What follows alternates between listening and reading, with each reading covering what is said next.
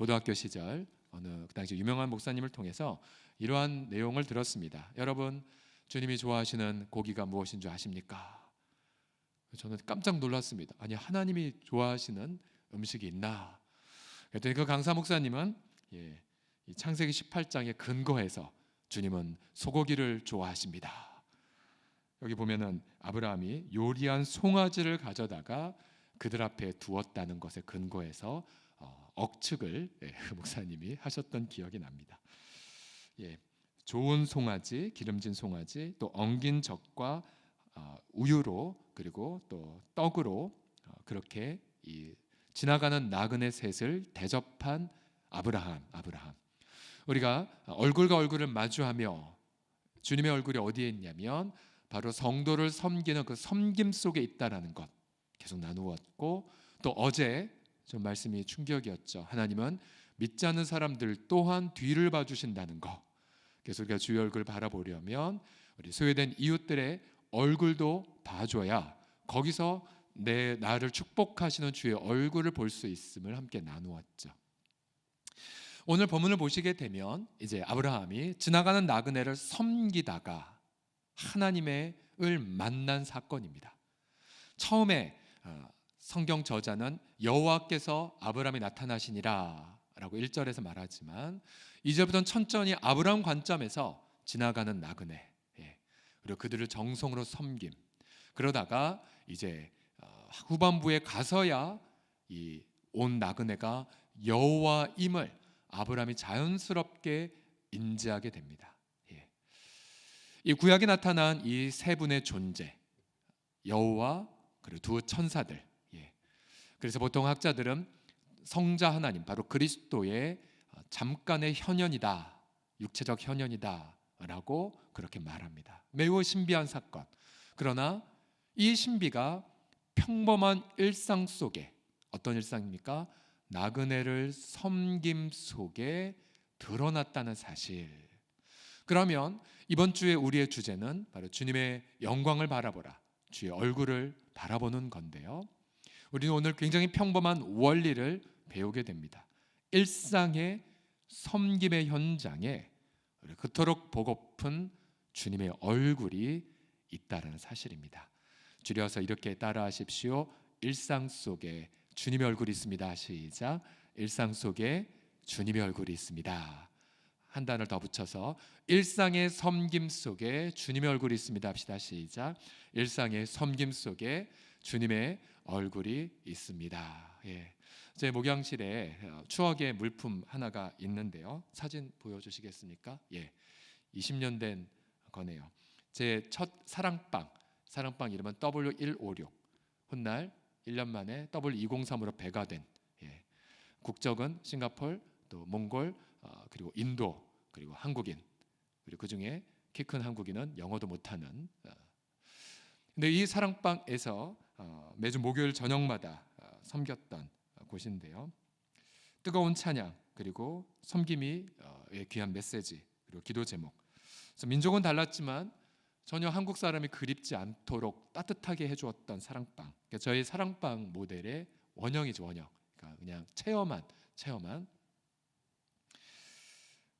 근데 어느 날 이제 20년 전에 즐겨 들었던 찬양을 이렇게 듣는 와중에 주마등처럼 20년 전에 있었던 사건들을 다 떠올리면서 그런 깨달음이 막 굉장히 감격의 눈물을 흘린 적이 있었습니다. 그때 저와 제 아내 아무것도 없었고 단칸방에 살았고 미래에 대한 어떤 비전은 있었지만 아무것도 없는 이 가난하신 학생, 또 한국에서는 아버님은 몸져 누워 계시고 어머님 혼자 그때 식당 다니시면서 힘들었던 그때, 참 암울했던 그때. 근데 그때 기도했던 기도 제목들이 다 응답됐구나, 그리고 이렇게 풍성 응답되다니를 깨달으며 감격의 눈물을 흘린 적이 있었습니다. 이 사랑방이 모든 것을 다 해결해 주더라고요. 교육훈련, 제자훈련, 사역, 모든 부분, 하다못해 친밀함까지. 이 사랑방 식구들끼리 모이고 예배드리고 나서 또 기쁨으로 자전거 타러 간 적도 있었었고, 굉장히 많은 전인적인 돌봄을 나누었죠. 그곳에서 우리가 경험한 건 정말 한국에서 그 당시에 어느 선교단체에서 선교훈련을 받았었는데 거기서 받았던 그런 깊은 예배의 영성이 오히려 더 전인적으로 이 사랑방 모임에 있는 것을 깨닫고 얼마나 큰 그런 은혜를 경험했는지 모릅니다. 다시요, 오늘의 주제가 이것입니다. 그토록 우리가 보고픈 주의 얼굴이 일상의 섬김의 현장 속에 있다라는 걸요. 오늘 2절을 보십시오. 눈을 들어본 적 사람 셋이 맞은편에 서 있는지라 아브라함이 그들을 보자 곧 장막문에서 달려나가 영접하며 몸을 땅에 굽혀. 이게 이제 섬김의 시작이죠. 작은 피로도 놓치지 않고 즉시 그리고 자신의 집으로 초대하며 몸을 땅에 굽혀. 바로 섬김. 사도 바울이 고린도후서 성도들을 향해 우리가 너에게 전파하는 것 두 가지다. 예수님의 주되심도 전하고 또한 예수님으로 인해서 우리가 너희의 종이 되었음을 전한다고 말합니다. 그렇죠? 우리가 너희의 종됨을 바울이 전했습니다. 아브라함이 바로 그 모든 섬김의 모델이죠. 3절에서 5절을 보십시오. 내 주여 내가 주께 은혜를 입었사오면 원하건대 종을 떠나 지나가지 마시옵고 물을 조금 또 당신의 발 또 나무 아래 쉬시고 내가 떡 조금 그리고 당신들의 마음을 새 힘을 얻게 한 후에 그 다음에 지나가십시오 라고 말합니다. 그러니까 아브라함은 자신의 섬김, 이 섬김의 기회를 상대편이 주는 것, 내게 주는 것을 은혜라고 해석을 하고 있습니다. 은혜. 저희가 좀 코로나 때문에 잘하지 못하지만 그러나 우리가 집에 주의 이름으로 누군가를 섬겼을 때, 모셨을 때 여러분 그건 그가 내게 주는 은혜이고요. 또 나는 잠시 후에 보겠지만 주님의 얼굴을 배우는 특권이 됩니다. 자, 누군가 나의 초대를 받아 집에 오게 되면 나는 주님의 영광 얼굴을 보는 기회를 받기 때문에 결국 그분은 내게 은혜를 주는 셈이 돼버린 거죠. 훗날 히브리서 저자는 환난 중에 있는 초대교회 성도들을 향해 재산도 뺏기고 또 일터에서 쫓겨나가고 정말 학대를 당하고 있는 초대교회 성도들에게 아무리 환난이 커도 그래도 이러한 삶을 반복하라 라고 말하고 있죠. 히브리서 13장 1에서 2절 같이 읽어봅시다. 시작. 형제 사랑하기를 계속하고 손님 대접하기를 잊지 말라. 이로써 부지 중에 천사들을 대접한 이들이 있느니라. 누굴 말한 거예요? 아브라함 말한 거죠. 아브라함. 부지 중에 그러나 섬김의 일상을 살자 천사들을 대접했고요. 그 결과는 엄청난 기도응답을 아브라함이 경험합니다. 그래서 우리는 계속해서 형제 사랑하기 계속해야 되고요. 또 손님 대접하기, 기본 종족 같은 분들 잊지 말아야 됩니다. 형제 사랑하고 손님 대접하고 이 두 가지 속에 주님의 얼굴을 제한 없이 보는 비밀의 열쇠가 다 숨겨 있습니다. 다시 한번 히브리서 말씀 읽겠습니다. 시작. 형제 사랑하기를 계속하고 손님 대접하기를 잊지 말라. 이로써 부지 중에 천사들을 대접한 이들이 있었느니라. 아멘. 자, 주님은 자신의 얼굴을 보는 장치로 계속해서 섬김을 강조하십니다. 마태복음 10장 40에서 42절 제가 읽겠습니다. 너희를 영접하는 자는 예수님을 영접하는 것이고 예수님을 영접하는 자는 예수님을 영접하는 하나님을 영접한 것입니다. 또 선지자의 이름으로 선지자를 영접하는 자는 선지자의 상을 받을 것이요. 그래서 우리가 예를 들어 선교사님들 그렇게 함께 기도하고 함께 동행하는 이유도 그분들이 받을 상을 우리도 받기 때문입니다. 얼마나 좋아요, 여러분. 해외 안 나갔는데 선교지 안 갔는데 말씀 나누는데 이제 기도 제목 하나 생각이 나는 부분이 우리 이웅재 선교사님 위해서 계속 기도해 주시고요. 또 우리 연약하신 우리 어머님 위해서 계속 기도해 주시기 바랍니다. 우리가 비록 나가지 않았지만 우리도 상을 받는다는 거. 또 의인의 이름으로 의인을 영접하는 자는 의인의 상을 받을 것이요. 또 누구든지 제자의 이름으로 이 작은 자 중 하나에게 냉수 한 그릇이라도 주는 자는 우리 공동체 얼마나 이런 분들이 많습니까? 예를 들어 지금 우리 어원화 교사들 열심히 온라인을 통해서 아이들 훈련시키고 있어요. 늦은 퇴근 시간에도 주님 아무도 알아주지 않았지만 상급이 엄청나죠. 우리 교사들도 마찬가지예요. 곳곳에서 우리 섬기는 우리 귀한 교사들, 아이들에게 주의 이름으로 냉수 한 그릇, 아이들에게 위해서 신발 정리하는, 아이들을 위해서 품어주는 우리 교사들, 여러분 격려합니다. 이분들을 향해 주님 말씀하십니다. 내가 진실로 너희에게 이르노니 그 사람의 결단코 상을 잃지 아니하리라. 여러분 믿으십니까? 상을 잃지 아니하리라. 우리 또 주중에 배움컴퓨터 우리 교사들 절대 상을 잃지 않습니다. 상을 잃지 않아요. 제가 어제 늦은 밤에 우리 아들에게도 그런 얘기 나누었죠. 지난 삶을 잠깐 돌아보면서 주님이 상 주시는 거, 야 이거 하나님 상 주신 거야, 이거 상 주신 거야, 이거 상 주신 거야. 이 상 주심, 그 상 주심이 가득하기 때문에 행복한 것 아닙니까? 다시 한번 축복합니다. 여러분 2022년도에 여러분 이 새해에 여러분 삶 속에 상 주심이 가득하시기를 그리스도의 이름으로 축복합니다. 그리고 상 주심을 경험한 현장 사모하시면서 가장 먼저 아브라함처럼 달려가시기를 그리스도의 이름으로 축복합니다. 그래서 이러한 일상의 삶의 섬김, 식탁의 섬김, 두 가지의 얼굴을 경험합니다. 첫 번째는 기도응답을 경험합니다. 식탁의 섬김을 통해 만나는 주의 얼굴, 첫 번째 기도응답. 그런데 이 기도응답은 오래된 기도응답입니다. 오랫동안 기다렸던 그런 제목의 응답이죠. 어느 순간부터인가 여호와 하나님이 이제 자신을 현현하기 시작하셔. 창세기 18장 10절에 보시면 그가 이르시되 내년 이맘때 내가 반드시 내게로 돌아오리니 네 안에 사라에게 아들이 있으리라. 여러분 그 당시 아브라함 나이 99살. 분명 하나님으로부터 너와 네 자손에게 이 땅 주고 열방에 복이 되게 하겠다라고 약속의 말씀 들은 것이 벌써 24년이 흘렀습니다. 24년 흘렀는데 응답은 없고 그리고 응답받을 가능성도 다 사라져 버렸죠. 아브라함 완전히 할아버지가 됐고 그 안에 사라 폐경을 했기 때문에요. 불가능한 상황. 세월이 너무 많이 흘러버렸어요. 그리고 도중에 중간에 처벌들여서 자손을 이으려고도 했죠. 가정의 분란만 생겼습니다. 모든 걸 다 포기할 그때에 주님은 이 평범한 식탁의 섬김 속에서 말씀하십니다. 내년에 너가 응답을 받을 거야. 오랫동안 기다렸던 제목의 기한을 받고요. 기한을 받고 그리고 이제 그 자원까지도 주님 말씀하십니다. 아브라함이 말했죠. 주님 저희 다 끝났어요. 제 아내도 끝났습니다.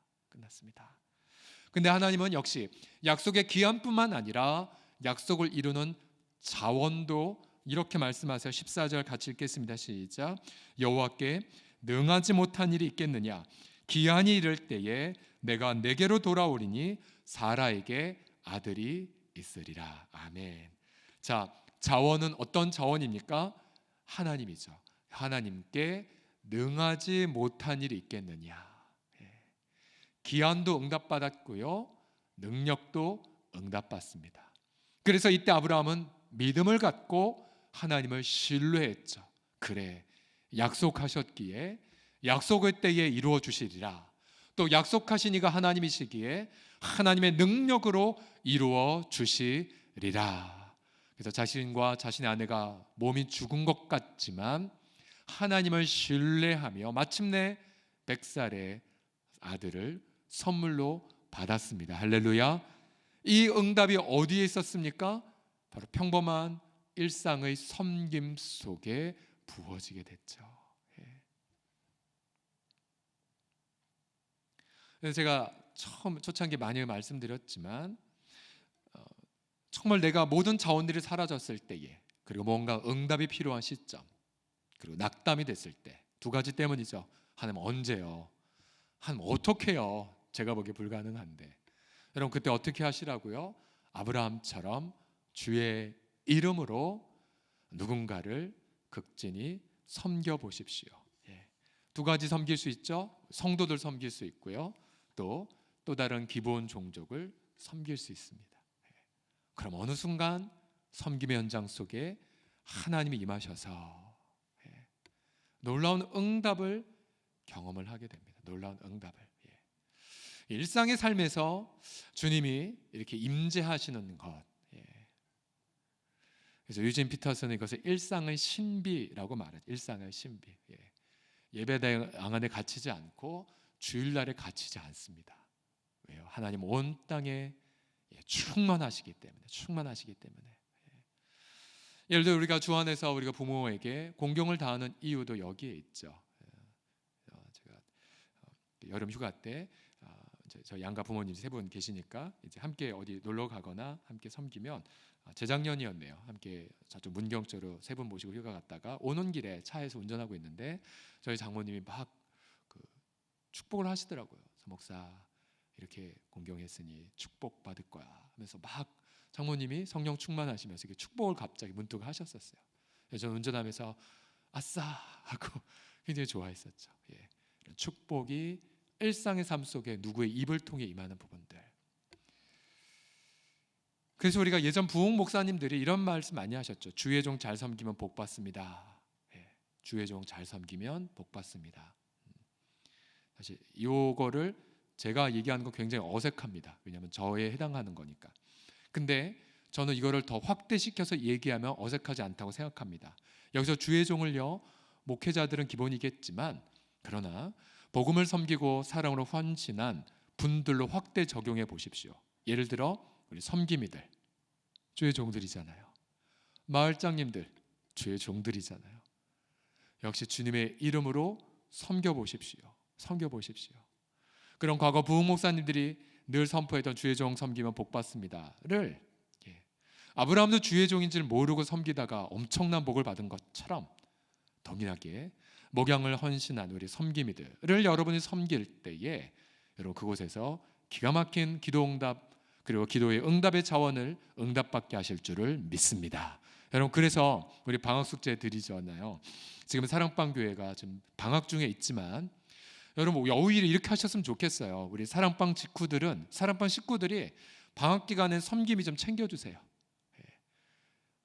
신방도 해주시고 사랑방 섬김이 전화도 해주시고 또 방역지침 지키면서 맛있는 것도 사주시고 또 우리 마을장도 섬겨주시고 또 우리 장로님들 늘 이 교회의 무거운 짐 속에 있는 우리 장로님들 좀 격려해서 장로님 지난 학기 수고하셨죠.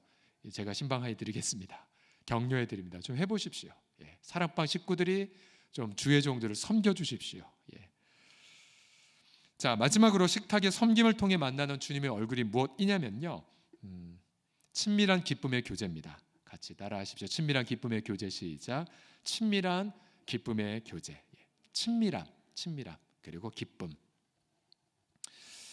자 식탁의 교제가 기도응답의 기한과 자원을 응답받았다면 이 내용도 더 있어요.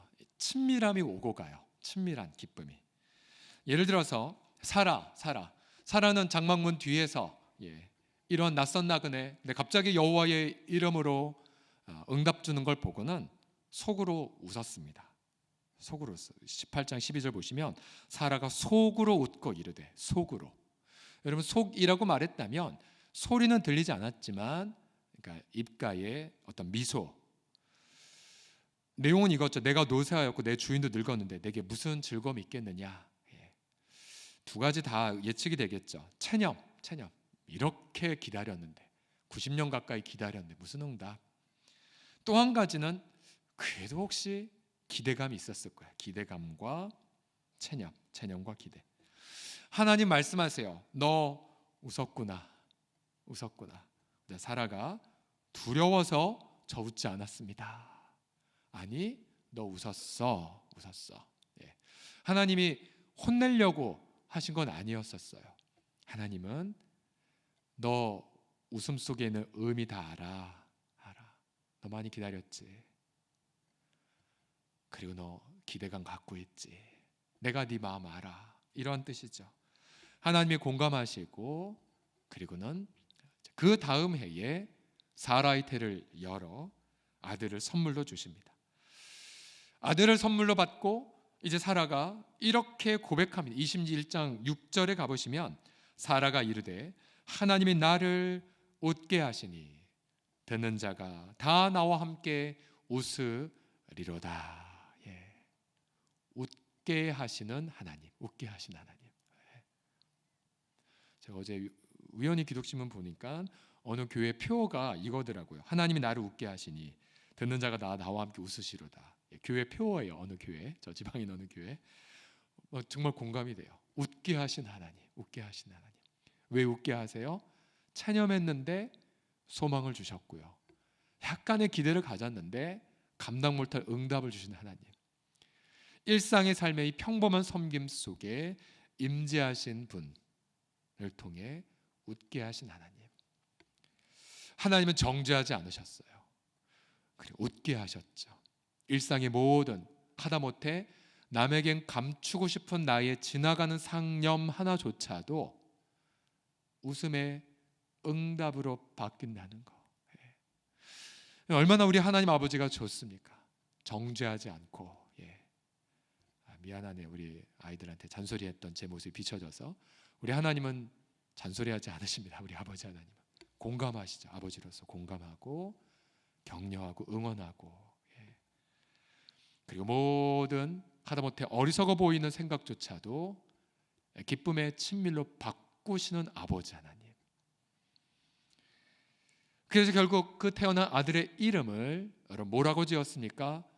이렇게 지었죠. 웃기는 자, 이삭. 이삭의 뜻이 그거예요. 웃음을 주는 자, 웃음을 주는 자, 기쁨을 주는 자. 그 기쁨의 근원은 무엇입니까? 아들이 아니에요. 바로 하나님 아버지죠. 하나님 아버지. 일상의 모든 삶을 친밀한 기쁨으로 바꾸시는 아버지 하나님의 그 넉넉함, 아버지 하나님의 그 능력. 그래서 우리 사랑하는 성도들 삶 속에 어떤 드라마 같은 응답이 없어도, 그러나 우리는 항상 고백하고 경험하자. 일상에 소소하지만 우리의 삶을 아름답게 가꾸어가는 이 친밀한 기쁨의 교통. 그래서 여러분, 초대교회는 기쁨의 공동체였죠. 근데 그 기쁨을 어디서 누린 줄 아십니까? 바로 밥 먹는 현장이었죠. 사도행전 2장 46절 같이 읽겠습니다. 시작. 집에서 떡을 떼며 기쁨과 순전한 마음으로 음식을 먹고.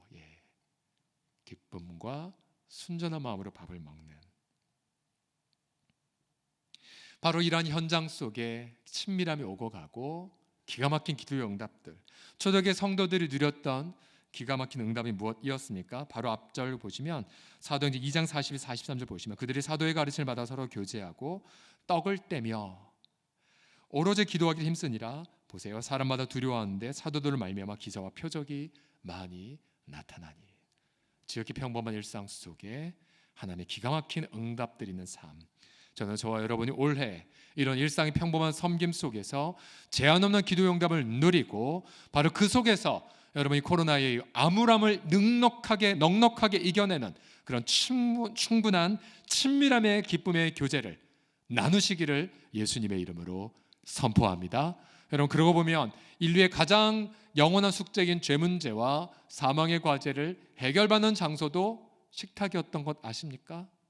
예수님의 식탁, 또 예수님의 마지막 식탁에 주님은 자신의 몸을, 자신의 피를 가르치시면서 받아 먹어 내 몸이야, 받아 마셔 내 피야. 그 평범한 식탁 속에 우리는 죄 용서받고 사망에서 해방받아 하나님 자녀가 되었습니다. 식탁의 삶을 통해 기가 막힌 기도 응답을 향유하는 복된 한 해 맞이하시기를 예수님의 이름으로 축복합니다. 여러분, 이 찬양 아십니까? 사랑의 나눔이 있는 곳에 하나님께서 계시도다. 2절에 믿음의 나눔이 있는 곳에 예수님께서 계시도다. 소망의 나눔이 있는 곳에 성령님께서 계시도다. 우리 찬양 고백하며 기도합시다.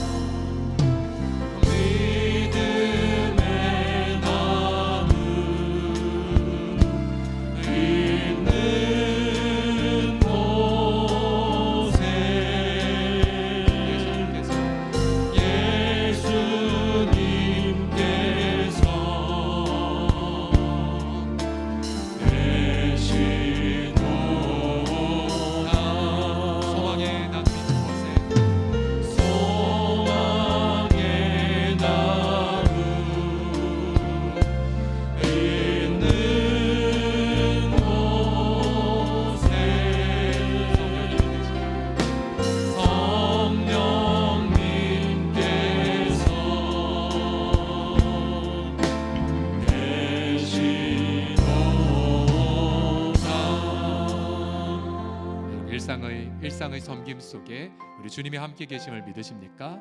예, 이제 잠시 후에 집에 가셔서 평범한 일상, 우리 가족 깨워서 밥 차려주고 또 청소하고, 여러분 그 일상의 삶 속에 주님의 임재가 함께 계실 것입니다. 반복된 출퇴근, 또 러시아워, 또 일상의 삶, 똑같은 손님 응대, 똑같은 지단한, 항상 똑같은 삶이라 할지라도 여러분 그곳에 주님이 먼저 와 계십니다. 기도 응답을 해주실 것이고 친밀한 기쁨의 교제를 경험하게 하실 것입니다. 우리 그 하나님 앞에 우리 미리 감사의 박수를 먼저 올려드리고요. 할렐루야. 같이 시간 결단의 고백하겠습니다. 형제 사랑을 계속하겠습니다. 나그네를 섬기겠습니다.